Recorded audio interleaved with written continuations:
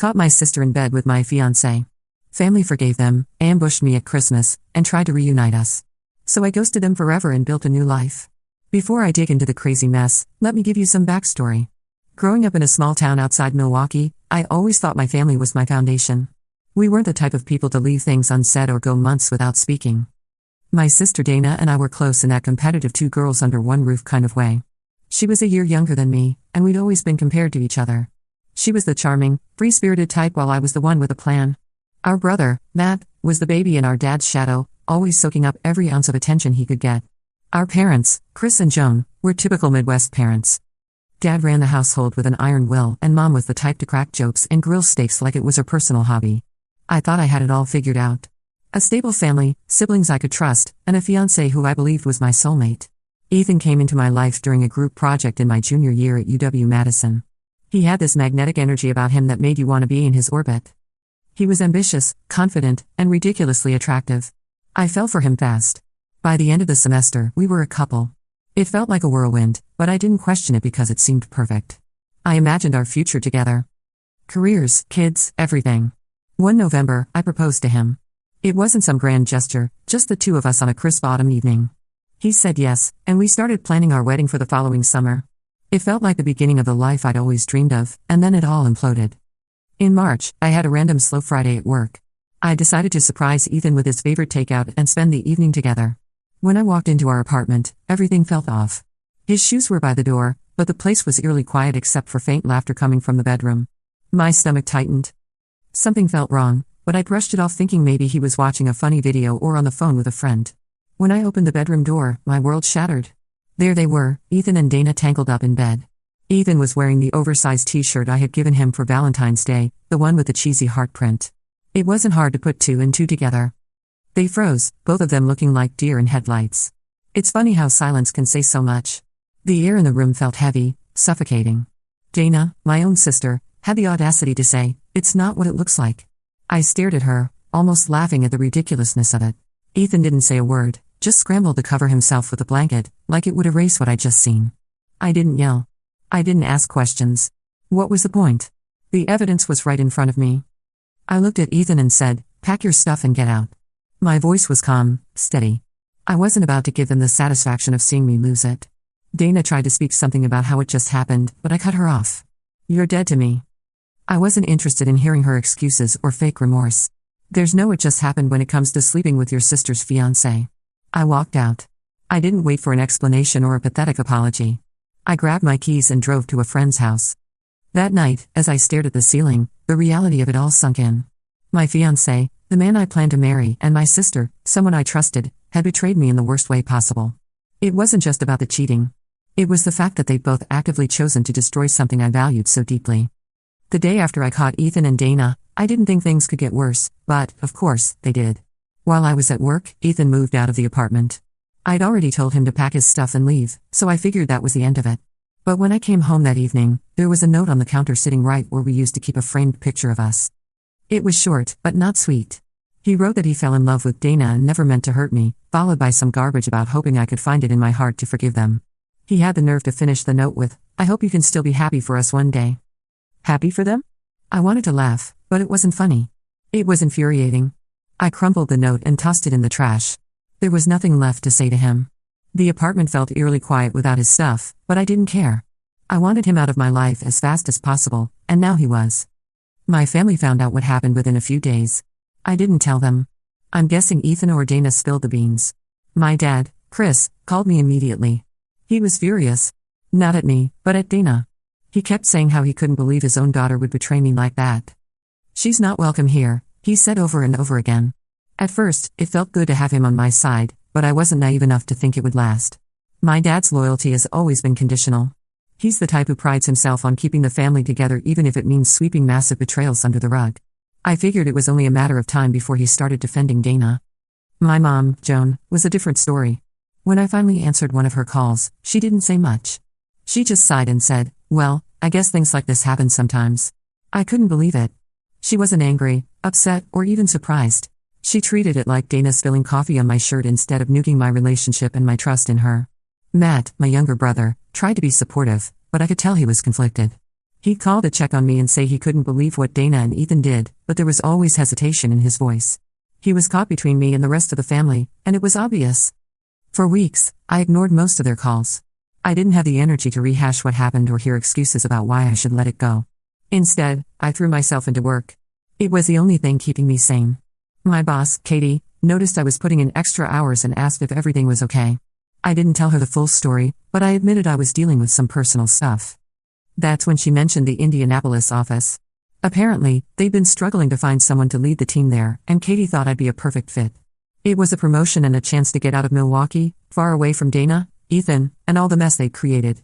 I didn't hesitate. I told her I was interested. When I told my parents about the relocation, my mom just said, "Good for you. A fresh start might be what you need." My dad, on the other hand, acted like I'd announced I was moving to Mars. He cried and begged me to reconsider. "What about family dinners? What about Christmas? You can't just leave us behind, Anna." I told him I wasn't leaving them behind. I was leaving Dana behind. "She's not part of this family anymore," he said firmly. But I didn't believe him. My dad has a way of saying one thing and doing the exact opposite when it suits him. By July, my gut feeling was proven right. Dana was back in the house. My dad called me one evening, casually dropping that they decided to let her come home for a while because she had nowhere else to go. He acted like it was no big deal, like he wasn't inviting the person who had betrayed me into his home while still expecting me to show up for Sunday dinners. I didn't even try to hide my anger. I told him it was a slap in the face, that he was choosing her over me. He tried to justify it saying, "She's still my daughter. I can't turn her away." I snapped back, "Well, she's not my sister anymore, and I don't want anything to do with her." That's when he started his family unity campaign. He went on and on about how we needed to heal and move forward as a family. It was all code for just forgive Dana, so I don't have to feel guilty about letting her back in. I wasn't having it. I told him plain and simple that I wasn't interested in healing or pretending things were okay. "You want unity? Then maybe stop rewarding the person who blew everything apart," I said before hanging up. After that, I kept my distance. I was busy preparing for the move to Indianapolis anyway. I found a place, packed up my apartment, and started fresh in a city where no one knew my family or my past. Leaving Milwaukee wasn't easy. I had good memories there, and part of me felt like I was letting Dana and Ethan win by leaving. But staying would have been worse. Every street, every restaurant, every shared memory, it all reminded me of what I'd lost. Moving was the only way to truly start over. By the time I left, I'd all but cut ties with my family. I wasn't answering their calls or responding to their texts. Even Matt's attempts to stay neutral didn't matter anymore. They'd made their choice by letting Dana back in, and I'd made mine by leaving them behind. I didn't know what the future would hold, but one thing was clear. I was done being the good daughter who always put family first. From now on, I was putting myself first. It was time to rebuild on my terms. By September, I had gotten comfortable with my new life in Indianapolis. Cutting ties with my family had been the best decision I'd made, even if it wasn't an easy one. Work was going well. I'd started to make some new friends.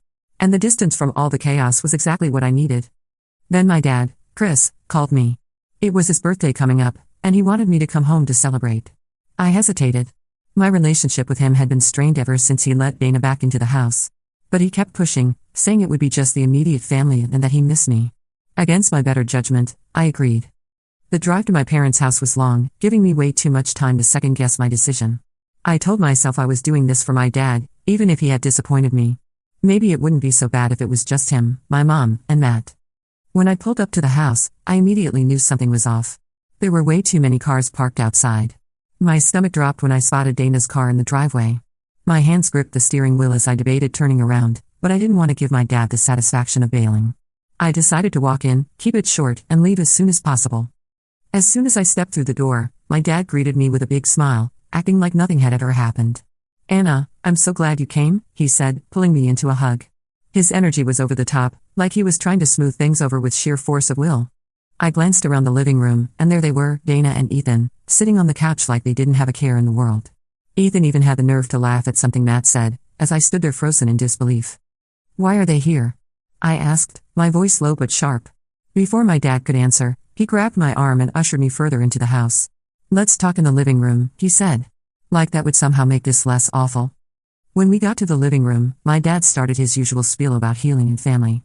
He sat me down and launched into the speech about how Dana and Ethan made a mistake, but were truly sorry, and that it was time to move forward as a family. Dana, ever the shameless one, chimed in with, "I'm sorry, sis. It just happened." She said it like she'd spilled coffee on my shirt instead of nuking my entire life. Ethan followed up with, "We never meant to hurt you," which sounded even more ridiculous coming from him. He wasn't even trying to look remorseful. I stared at them, trying to figure out if they actually believed their own nonsense. The fact that they thought this was even remotely fixable was almost laughable. I leaned forward, looked Dana dead in the eye, and said, "You're a pathetic excuse for a sister." Then I turned to Ethan. "And you, I hope she cheats on you too. You deserve each other." The room went dead silent. My dad started to say something, but I didn't give him the chance. I stood up, looked him square in the eye and said, "Enjoy your golden girl. Don't call me again." As I walked out, I could hear my dad trying to calm everyone down, saying something about how I'd come around eventually. Dana didn't say a word, and Ethan just sat there. I got into my car and drove off without looking back. My mind was racing. How could my dad think this was okay? How could he expect me to forgive and forget? Like, this was a minor disagreement instead of a betrayal that ripped my life apart? I spent the rest of the day trying to cool off, but I couldn't shake the anger. I kept replaying the scene in my head, wishing I'd said even more. Part of me wanted to call my dad and unload everything I was feeling, but I knew it wouldn't make a difference. He'd already made his choice when he welcomed Dana and Ethan back into his life. That night, I blocked his number. I blocked Dana's too, even though she hadn't reached out in months. I figured it was only a matter of time before she or Ethan tried to clear the air again, and I didn't want to deal with it. For the next few weeks, I kept to myself. Work became my escape, and I threw myself into every project I could find. My coworkers probably thought I was just super dedicated, but the truth was I didn't know how else to channel my frustration. I stopped checking social media too. Seeing pictures of my family would only remind me of what happened, and I didn't need that kind of negativity. I told myself I was better off without them, but it still stung to know that the people I once trusted most had let me down so completely. Eventually, I started to feel a little better. The distance was helping, and I was slowly rebuilding my life. I told myself that I didn't need them, that I could create my own version of family with people who actually cared about me. But deep down, I knew this wasn't over. My dad wasn't the type to give up easily, and I had a feeling he'd find another way to drag me back into the drama. For now, though, I was content to keep my distance and focus on myself. Let them have their family unity. I'd rather be alone than surrounded by people who didn't value me. If they wanted to live in denial about what Dana and Ethan had done, that was their choice. I wasn't going to be a part of it. I didn't know what the future held, but one thing was certain. I was done letting them dictate my life. From now on, I was living on my own terms. By January, life in Indianapolis had become everything I hoped it would be. It felt good to be miles away from the chaos my family had created. I wasn't waking up every day angry anymore. I had space to breathe, think, and focus on myself. That's when Sam, my distant cousin, slid into my messages. I barely knew him. We'd only met a few times at family events over the years. And even then, I don't think we ever exchanged more than a few words. So when he messaged me out of nowhere saying he was moving to Indianapolis and could use some help settling in, I was skeptical. At first, I debated ignoring his message entirely. My family had proven time and time again that getting involved with them, even peripherally, was a mistake. But part of me felt bad. Sam hadn't done anything to me personally, and he might not even know the full story of what had gone down. Besides, he seemed genuinely nervous about moving to a new city alone. Against my better judgment, I agreed to help him. The weekend came, and I showed up at the address he sent me. It was a small apartment complex in a quieter part of town. And as I pulled into the parking lot, everything seemed normal. That was until I saw the U-Haul truck and two very familiar figures unloading boxes, Dana and my mom. For a moment, I froze, gripping the steering wheel so hard my knuckles turned white. My first instinct was to back out of the parking lot and never look back. But before I could, the front door of the apartment opened and out came my dad. He spotted me immediately and waved, like this was some sort of family reunion instead of a trap. "Anna, wait," he yelled, jogging toward my car. I put the car in park and stepped out, but I didn't move any closer. "What the hell is this?" I asked, gesturing toward Dana and my mom who were now standing awkwardly by the truck. My dad gave me his usual let's all be reasonable look and started rambling about how Sam just needed some help, and it made sense for the family to come together. It was clear this wasn't about Sam at all. This was about them finding another way to force me into some kind of reconciliation. Dana, ever the master of insincere apologies, stepped forward with tears already welling up in her eyes. "I'm sorry, Anna," she said, her voice trembling like she was auditioning. "I know I messed up. I just want to fix things." I stared at her, completely unmoved. It was the same script she tried at my dad's birthday party, and it was just as pathetic now as it was then. Then my mom decided to jump in. "Anna, come on," she said. Her tone, that irritating mix of exasperation and condescension she always used when she thought I was being unreasonable. "You're holding on to this grudge, and it's tearing the family apart. Be the bigger person." That was it. Hearing her tell me to be the bigger person, as if Dana's actions were some minor mistake I needed to get over, sent me over the edge. She had no idea what it felt like to be betrayed by your own sister, to lose not just a relationship, but the trust you had in the people closest to you. When my mom stepped closer and put a hand on my shoulder, I reacted without thinking. My fist connected with her face before I even realized what I was doing. The sound of it was sharp, and for a moment, everything went still. My mom stumbled back, holding her jaw, and stared at me in shock. Dana looked like she wanted to disappear, and my dad, predictably, burst into tears. "Anna," he sobbed, as if I was the one ruining everything. "How could you?"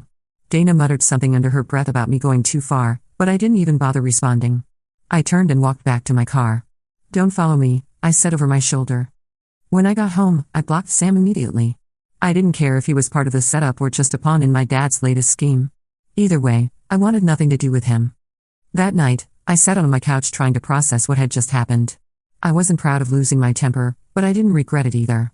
My mom had crossed a line. And if a punch to the face was what it took to make them understand that I wasn't going to be manipulated, so be it. The worst part was that this wasn't even surprising. My dad had always been willing to bend over backward to protect Dana, no matter how much damage she caused. And my mom, she was more concerned with keeping the peace than actually addressing the problem. I wondered how long they'd been planning this. Had they been talking to Sam for weeks, convincing him to reach out to me, or was it a last-minute idea? Either way, it didn't matter. What mattered was that I'd walked away before they could rope me back in. The next morning, I woke up feeling a strange mix of relief and sadness. Relief because I'd stood my ground, but sadness because it was yet another reminder of how far gone my family was. There was no fixing this. They didn't see Dana and Ethan's betrayal for what it was, and they never would. I decided that day to cut ties even further. I wasn't going to give them any more opportunities to pull me into their mess. My life in Indianapolis was good, and I wasn't about to let them ruin it.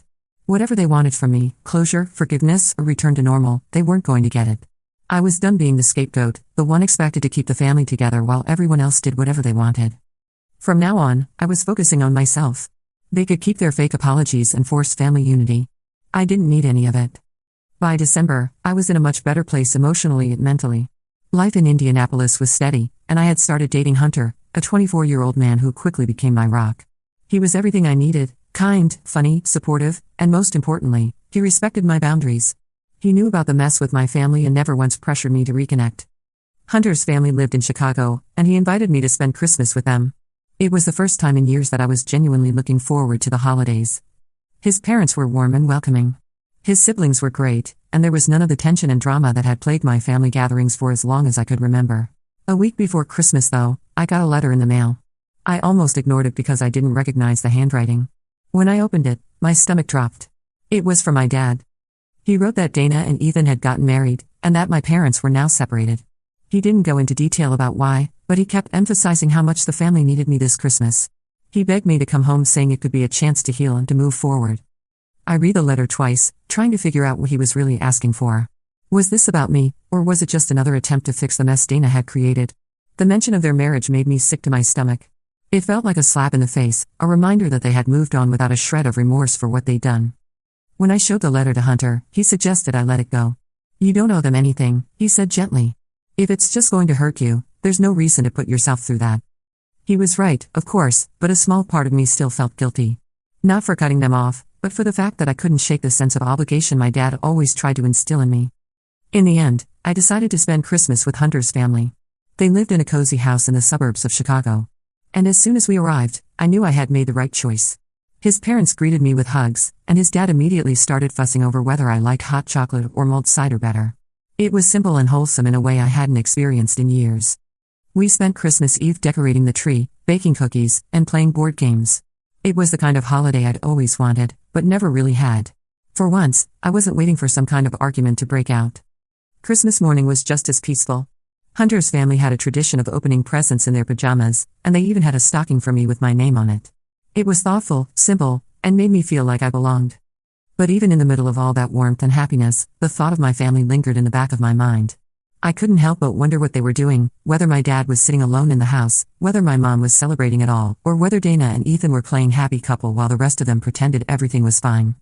I pushed the thoughts aside and focused on the moment. I wasn't going to let their drama ruin this for me. In January, just as I was settling back into my routine, I got an email from Matt. I hadn't heard from him in months, so seeing his name in my inbox was a surprise. Against my better judgment, I opened it. Matt wrote that my mom was now living in a motel, and Dana and Ethan were struggling financially. He didn't go into too much detail, but he hinted that Dana's work situation wasn't stable and that Ethan was apparently unhappy in their marriage.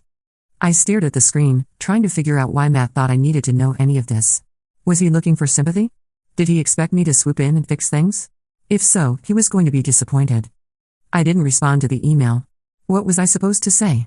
Sorry to hear that, but it's not my problem. I wasn't going to get dragged back into their mess no matter how bad things got for them. They had made their choices, and now they had to live with the consequences. Still, a part of me felt vindicated. They were struggling. And while I didn't take pleasure in their suffering, I couldn't help but feel like it was karma catching up to them.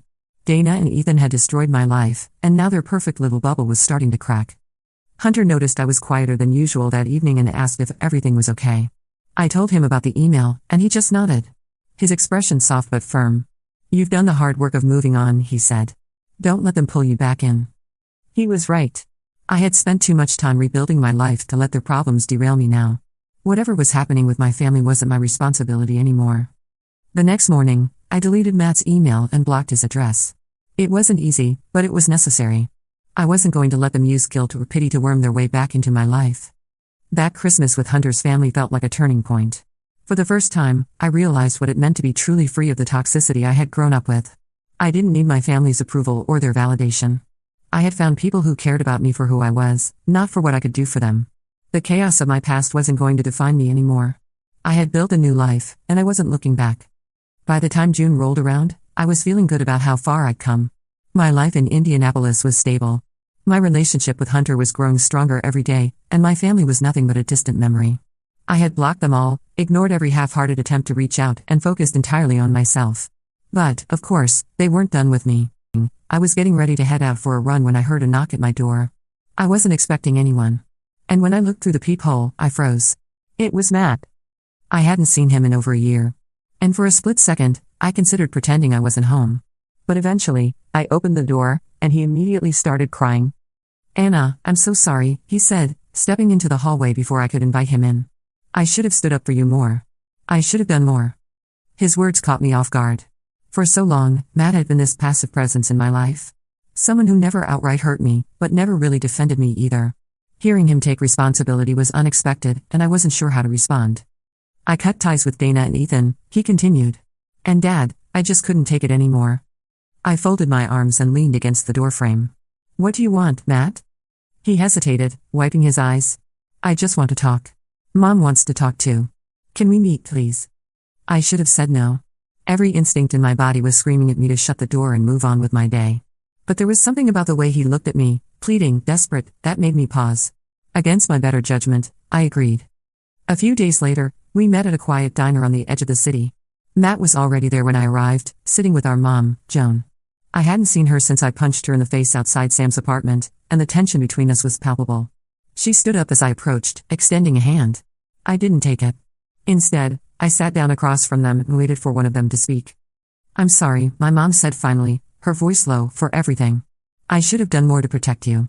I should have handled things differently." It wasn't much, but it was more than I expected. For a brief moment, I felt a flicker of hope that maybe, just maybe, things could be salvaged. Then the door to the diner opened, and my dad walked in. I tensed immediately, and my mom had the decency to look embarrassed. "He wanted to come," she said, as if that excused blindsiding me. And, of course, right behind him were Dana and Ethan. I stood up ready to leave, but Matt grabbed my arm. "Please, Anna, just hear them out." That was it for me. I stood up, cutting my dad off before he even started talking. "You're not my family anymore," I said, my voice cold and steady. "You want forgiveness? Find someone else to manipulate. I'm done." I threw some cash on the table for my coffee and walked out, ignoring the voices calling after me. That was the moment I knew there was no going back. They could beg, plead, and cry all they wanted, but I was done being the scapegoat for their dysfunction. Now at 28, I feel like I've lived several lifetimes since the chaos of my family unfolded. When I look back at everything that's happened, it almost doesn't feel real, like it was someone else's life. But the scars remind me it was all too real. The good news? I've come out stronger, wiser, and surrounded by people who actually care about me. Hunter and I got engaged last year. It was nothing fancy. Just the two of us at our favorite park in Indianapolis. I didn't go for some grand gesture because I'd learned that real love doesn't need a spectacle. When I asked him to marry me, he cried and said yes immediately. That moment felt like the final piece of the puzzle I'd been trying to solve since everything fell apart. He's not just my fiancé. He's my partner in every sense of the word. He supported me through all the ups and downs, listened without judgment, and never once tried to push me back toward the family I left behind. With him, I feel safe in a way I never thought possible after what Dana and Ethan did. The biggest news, though, we're expecting our first child. It's a girl. And every time I think about holding her for the first time, I get this overwhelming mix of excitement and nervousness. I never thought I'd be ready for motherhood after the mess I grew up in, but Hunter's confidence in us gives me hope. We're going to do everything we can to give our daughter a life full of love, respect, and stability, the kind of life I didn't have. One of the first steps I took toward completely cutting ties with my family was changing my last name. I didn't rush into it. For a while, I thought it might be too extreme or that it wouldn't make much of a difference. But as time went on, I realized that my last name felt like an anchor to the past, and I was ready to let it go. It was a strange feeling, standing in the courthouse and filling out the paperwork. When the judge signed off on it, I felt this unexpected sense of relief, like I'd finally closed a door I'd been afraid to shut completely. I chose a last name that felt meaningful to me, something tied to a personal hero rather than my family tree. Hunter was fully supportive. He even joked that he'd take my new last name once we got married, saying, "We're starting our own legacy now." That really stuck with me. The idea of creating something new, something separate from all the pain and betrayal became my focus. I've heard bits and pieces about what's been going on with my family since I cut them off. Not because I seek it out, but because mutual acquaintances sometimes slip up and mention it. Apparently, my parents are officially separated now. My mom is living in a tiny rental on the outskirts of town, and my dad is still in the family house trying to keep up appearances. Dana and Ethan? Let's just say karma hasn't been kind to them. They're drowning in debt. And from what I hear, their marriage is on shaky ground. Ethan lost his job, and Dana's work situation is far from stable. The irony isn't lost on me. After everything they did to tear me down, they're the ones struggling to keep their heads above water. As for Matt, his fiancée left him a few months before their wedding. I don't know the details, and honestly, I don't care to. He made his choice to stand by Dana and Ethan when it mattered most, and that's not something I can forgive. The last time I heard from any of them directly was over a year ago when my dad sent me another letter begging me to reconnect. I didn't even open it. I tossed it straight into the trash. Whatever regret they feel now is their burden to carry, not mine. One of the biggest lessons I've learned through all of this is the importance of setting boundaries. For so long, I let my family push me around, guilt me into forgiving them, and make me feel like their problems were my responsibility. Cutting them off wasn't easy. It was messy, but it was the only way to truly move forward. Sometimes I wonder if my family ever looks back and regrets their choices. Do they think about the pain they caused? Do they realize how much they lost by betraying me? I'll probably never know, and that's okay. Their regret or lack of it doesn't matter anymore. What matters is that I finally found peace. If anyone reading this is going through something similar, let me tell you. It's not easy to walk away from toxic relationships, especially when they're family. But sometimes, it's the only way to protect your peace and create the life you deserve. You're not obligated to keep people in your life just because of shared DNA. I've learned that family isn't about blood. It's about the people who show up for you, support you, and love you unconditionally. And with Hunter by my side and our little one on the way, I finally have the family I've always wanted.